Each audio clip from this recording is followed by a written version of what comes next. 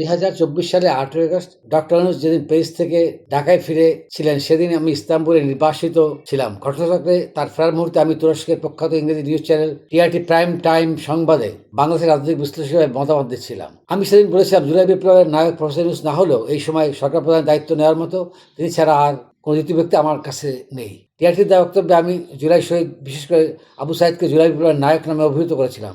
পরবর্তী সময় কেন যে ডক্টর ইউনূস সাবেক ছাত্র উপদেষ্টা মাহফুজুল আলমকে বিপ্লবের মাস্টারমাইন্ড বানিয়ে ফেলেছিলেন তা তিনিই ভালো জানেন। অরাজনৈতিক ব্যক্তিরা রাজনৈতিক কথাবার্তা বলার সময় যে কতটা অসতর্ক হতে পারেন এবং অতি সরলীকরণ দোষে দুষ্ট হয়ে পড়েন তার একটা প্রকৃষ্ট উদাহরণ প্রফেসর ইউনূসের বিপ্লবের মাস্টারমাইন্ড আবিষ্কার।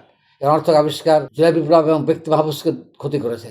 যা হোক, সরকার পরিচালনায় অন্তর্বর্তী সরকারের প্রচুর ভুলভ্রান্তি থাকা সত্ত্বেও আমি আজও দৃঢ়ভাবে বিশ্বাস করি ডক্টর ইউনূস ব্যতীত অন্য কোনো ব্যক্তি 1.5 বছর সরকার চালাতে পারতেন না। বাংলাদেশ সর্বত্র ছড়িয়ে থাকা দিল্লির এজেন্টরা সেই সরকারে ফেলে দিয়ে একটা প্রতিবিপ্লব অনেক আগেই ঘটিয়ে ফেলত।